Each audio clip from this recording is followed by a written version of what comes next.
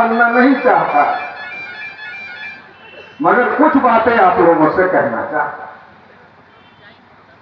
बहुत देर से बातें हो रही, ईवीएम खराब है, ईवीएम खराब है, ईवीएम खराब है, ईवीएम तोड़ना है, ईवीएम फोड़ना है, ईवीएम हटाना है। निश्चित रूप से खराब है, निश्चित रूप से हटाना है, लेकिन ईवीएम भी खराब है और हम लोगों का दिमाग भी खराब है। तो ईवीएम को भी ठीक करना है और साथ साथ दिमाग को भी ठीक करते रहना है। नहीं तो हो क्या रहा है, हर महापुरुष आता है, समझाता है, बताता है, तैयार करता है, हम तब तक नहीं समझते जब तक वो चला नहीं जाता है। तो हमें समझना पड़ेगा। क्या हमें पता नहीं है, इस देश में जब बाबा साहब अम्बेडकर हम लोगों को शासक बनाने की लड़ाई लड़ रहे थे, और अगर 10 साल तक बाबा साहब अम्बेडकर और जीवित होते तो आज ये लड़ाई हमको लड़ने की जरूरत नहीं पड़ती, ये लड़ाई बाबा साहब अम्बेडकर फाइनल करते। क्या हमको पता नहीं है, इस देश में जब बैकवर्डों ने अपनी मुहिम शुरू किया बिहार के अंदर, त्रिवेणी संघ के लोगों ने जब कांग्रेस जैसी ब्राह्मणवादी पार्टियों से टिकट मांगा, तो उन लोगों ने तमाम प्रकार के बहाने बनाए। कभी कहा खद्दरदारी चाहिए, कभी कहा टैक्स देने वाला चाहिए, कभी कहा स्वतंत्रता की लड़ाई लड़ने वाला चाहिए। और जब ये सब खोज कर ले गए बैकवर्ड क्लास के लोगों ने, तो कहा क्या वहां जाकर साग भाटा बोना है, क्या वहां जाकर गेहूं धान पैदा करना है, क्या वहां जाकर भैंस दुहना है, गाय दुहना है? क्या हमें पता नहीं है? क्या हमें ये बात पता नहीं है, जब इस देश में जगदेव प्रसाद कुशवाहा ने यह नारा दिया कि 100 में 90 शोषित है, 90 भाग हमारा है, धन धरती और राजपाट में 90 भाग हमारा है, शोषकों ने ललकारा है, 90 भाग हमारा है। जब जगदेव प्रसाद कुशवाहा ने इस देश में नारा दिया तो इंदिरा गांधी ने उनकी गोली मारकर हत्या करवाया। क्या हमको पता नहीं है? क्या हमें इस बात का पता नहीं है कि इस देश के अंदर और इस उत्तर प्रदेश के अंदर जब मानव काशीराम साहब ने नारा दिया कि 15 और 85 हम हैं, 15 वो लोग हैं, अब 85 पर 15 का शासन नहीं चलेगा। जब ये नारा दिया गया तो ये बात नहीं कही गई, काशीराम साहब की मौत के बाद ये बात नहीं कही गई कि ये मौत नहीं है स्वाभाविक, ये मर्डर है। तो ये मर्डर क्यों हो रहे हैं, क्या हमें ये बात पता नहीं है? और इसी उत्तर प्रदेश में जब डॉक्टर सोनेलाल पटेल ने नारा दिया, एक कमेरा है, एक लुटेरा है, लुटेरा से सावधान हो जाओ, कमेरे इकट्ठा हो जाओ। और जब डॉक्टर सोनेलाल पटेल ने नारा दिया तो क्या इसी उत्तर प्रदेश में डॉक्टर सोनेलाल पटेल के ऊपर लाठीचार्ज नहीं करवाया गया, उनकी हड्डी नहीं तोड़ी गई? और जब डॉक्टर सोनेलाल पटेल की मौत हुई तब भी ये सवाल खड़ा हुआ कि स्वाभाविक मौत नहीं है, हत्या है। और उनके परिवार के कुछ लोग जो उनकी हत्या की सीबीआई जांच की मांग कर रहे थे, आज वही जाकर खड़े हैं जिन्होंने डॉक्टर सोनेलाल पटेल के ऊपर लाठीचार्ज कराने का काम किया था, जिन्होंने डॉक्टर सोनेलाल पटेल के ऊपर जिनके ऊपर आरोप लग रहा था, उन्हीं के साथ जाकर खड़े हो गए। तो हमें समझने की जरूरत है। हर बार ये होता है, बहेलिया आएगा, जाल बिछाएगा, दाना डालेगा, मत फंसना। बहेलिया आएगा, जाल बिछाएगा, दाना डालेगा, मत फंसना। लेकिन बहेलिया आता है, जाल बिछाता है, दाना डालता है और हम फंस जाते हैं, और हम फंस जाते हैं, फिर हमारा शिकार हो जाता है। ये हो रहा है, इसे बदलना होगा। ये दिमाग खराब है, अगर हमारा दिमाग ठीक हो जाए, एक दिन में अमन मेश्राम साहब का ऐलान होगा, एक दिन में ईवीएम का बंदोबस्त होगा, लेकिन दिमाग ठीक करना पड़ेगा।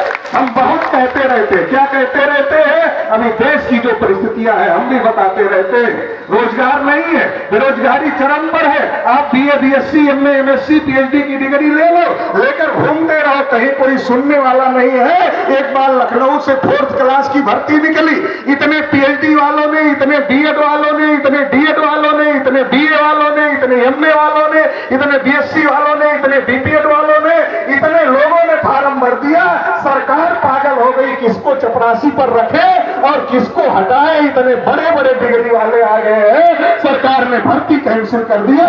इस उत्तर प्रदेश की ये स्थिति है। और परीक्षा होती है अगर भर्ती की तो पेपर लीक जरूर होता है। पेपर लीक हुए बगैर कोई परीक्षा नहीं हो रही है इसका मतलब है नहीं कि पेपर लीक हो रहा है। इसका मतलब ये है पेपर लीक करवाया जा रहा है। आपकी उम्मीद नहीं टूटनी चाहिए, आपको लगना चाहिए, इस प्रदेश के इस देश के नौजवान को लगना चाहिए नहीं सरकार तो रोजगार देना चाहती है, लेकिन क्या करे पेपर लीक हो गया, अब फिर से परीक्षा होगी, फिर जाना। तो ये बेवकूफ बनाने का कार्यक्रम किया जा रहा है। इस देश का किसान एमएसपी गारंटी मांग रहा है। भाई हम जिस माइक पर बोल रहे हैं इसको जिसने बनाया उसने इसका दाम रख लिया। आप जिस कुर्सी पर बैठे हैं उसको जिसने बनाया उसने उसका दाम रख दिया। हम आप जिस गाड़ी में आए हैं उसको जिसने बनाया उसने उसका दाम रख दिया। तो हम किसान हैं, अगर हम फसल पैदा कर रहे हैं आजादी के 75 साल में किसान को उसकी फसल की कीमत रखने का अधिकार नहीं है। क्या चल रहा है देश में, कैसा लोकतंत्र है और हम कैसे सरकारें चुन रहे हैं, हमें समझने की जरूरत है। महिलाओं के ऊपर प्रतिदिन अन्याय अत्याचार हो रहा, लेकिन वही अन्याय अत्याचार करने वाले जब आ जाते हैं मैदान में तो तरह तरह के बता करके, कभी जाति का वास्ता देकर, कभी धर्म का वास्ता देकर, अभी तो गाना चल गया कि हम राम को लाए हैं, जो राम को लाए हैं हम उनको लाएंगे। बहुत सारे लोगों को पागल बनाया जा रहा है। अरे भाई या तो राम को भगवान मत कहो, और अगर भगवान कहते हो तो लाने की बात मत करो, क्योंकि ये माना जाता है कि भगवान सबको लाए हैं, भगवान को किसी ने नहीं लाया है। क्या मूर्ख बनाने का कार्यक्रम बना रखा है और हम लोग बन रहे हैं। मूर्ख बनाने में उनको फायदा है, बनने में हमारा कौन सा फायदा है। महंगाई चरम पर, बेरोजगारी चरम पर, किसानों की परेशानी चरम पर, सब कुछ चरम पर है और आरक्षण खत्म किया जा रहा है। एक एक चीज बेची जा रही है, एक एक चीज बेची जा रही है, चर्चा हो रही, निजीकरण हो रहा है। अडानी जी को दिया जा रहा, अंबानी जी को दिया जा रहा, फलाने जी को दिया जा रहा, ढकाने जी को दिया जा रहा। चर्चा ये हो रही है, ये चर्चा देश में नहीं हो रही है कि आरक्षण जो बाबा साहब अम्बेडकर ने दिया था वो सरकारी जगह पर है। जब ये सरकारी बिक जाएगा तो आरक्षण खत्म हो जाएगा। ये चर्चा नहीं हो रही है। हो क्या रहा है, ये सब होने के बावजूद फिर क्या होता है। नहीं, बात तो सब सही है, बात तो पटेल जी की भी सही है, बात तो अमन मेश्राम साहब की भी सही है, बात तो सब सही है, लेकिन वोट कैसे दे दे। वोट में तो हमारा बिरादरी का कैंडिडेट आया है, तो पटेल जी के कहने से वोट कैसे दे दे, अमन मेश्राम साहब के कहने पर वोट कैसे दे दे। वो तो भाजपा ने हमारी बिरादरी के कैंडिडेट को टिकट दिया है, सपा ने हमारी बिरादरी के कैंडिडेट को टिकट दिया है, फला ने हमारी बिरादरी के कैंडिडेट को टिकट दिया है। हम उसको वोट दे दे, हम इसको कैसे दे दे। फिर वो लोग ये भी पलझा देते हैं कि अरे वोट खराब कर लोगे, वोट तुम्हारा खराब हो जाएगा, जिसको वोट दोगे वो हार जाएगा, तो वोट खराब हो जाएगा। अरे बताओ, इस देश में किसकी संख्या ज्यादा है, किसकी संख्या ज्यादा है। अगर हमारी संख्या ज्यादा है हम वोट दे ही देंगे तो हार कैसे जाएगा। और चलो एक बार कुछ कमी रह जाएगी तो अगली बार पूरा नहीं कर लेंगे। तो ये क्यों नहीं समझ में आता है। तो ये दिमाग में भी गड़बड़ी है। अगर जाति के नाम पर, धर्म के नाम पर, भाषा के नाम पर, क्षेत्र के नाम पर समर्थन करते रहोगे, वोट डालते रहोगे, तुम्हारी समस्याओं का समाधान नहीं होगा, बल्कि जो बाबा साहब अम्बेडकर ने जो हक अधिकार दिया है वो हक अधिकार खत्म हो जाएगा। माननीय काशीराम साहब ने नारा दिया, वोट हमारा, राज तुम्हारा नहीं चलेगा। बैकवर्डों की पार्टियां बढ़ने लगी। जगदेव प्रसाद कुशवाहा ने कहा पहली पीढ़ी के लोग मारे जाएंगे, दूसरी पीढ़ी के लोग जेल जाएंगे और तीसरी पीढ़ी के लोग राज करेंगे। तो देश भर में बैकवर्ड शेड्यूल कास्ट की पार्टियों की, मूल्यवासी बहुजन समाज की पार्टियों की ये हैसियत बन गई थी कि हमारे बगैर दिल्ली में किसी की सरकार नहीं बनती थी और देश के कई राज्यों में हमारे बैकवर्ड शेड्यूल कास्ट के लोगों की सरकारें होती थी। ये हैसियत बन गई थी। जब ये हैसियत बन गई, जिन लोगों ने आपको हजारों साल से गुलाम बनाया है, जिन्होंने कहा कि साग भाटा बोलने के लिए जाना है, जिन्होंने कहा कि अनाज पैदा करने के लिए जाना है, जिन्होंने कहा दूध धोने के लिए जाना है, जब कर्पूरी ठाकुर बिहार के मुख्यमंत्री बने उन्होंने आरक्षण लागू किया, तो जिन लोगों ने नारा लगाया कर्पूरी कर्पूरा छोड़ गद्दी उठा छोड़ा, और जब राम नरेश यादव उत्तर प्रदेश के मुख्यमंत्री बने और जब उन्होंने आरक्षण लागू किया, तो जिन लोगों ने नारा लगाया राम नरेश वापस जाओ, वापस जाकर भैंस चलाओ, आज वो लोग आपका भला करने वाले हैं। उन लोगों को लगा ये लोग तो दिल्ली में सरकार बना लेंगे, कहा रोकना पड़ेगा। काशीराम साहब कहते थे कि मनी, माफिया, मीडिया ये तीन हमको रोकते हैं, तो काशीराम साहब ने उनका प्रबंध किया। मनी का कहा एक नोट एक वोट दो, और एक एक वोट लिया लोगों से और लड़ाई लड़ने का काम किया। हमारी संख्या ज्यादा थी, एक वोट एक नोट ने उत्तर प्रदेश में सरकार बना दी, कई राज्यों में एमपी एमएलए पैदा कर दिया। काशीराम साहब ने कहा बूथ तक जाओ, जब बूथ पर ही हमारी यूनिट मजबूत हो जाएगी, मीडिया कुछ भी बोलती रहे तो मीडिया का भी मुकाबला कर लेंगे, तो मीडिया से भी लड़ लिया। और जब बूथ पर रहोगे, बूथ पर रहो, बूथ रुकने नहीं देना है, वोट डलवाना है, वोट डालना है, उसके लिए लड़ो।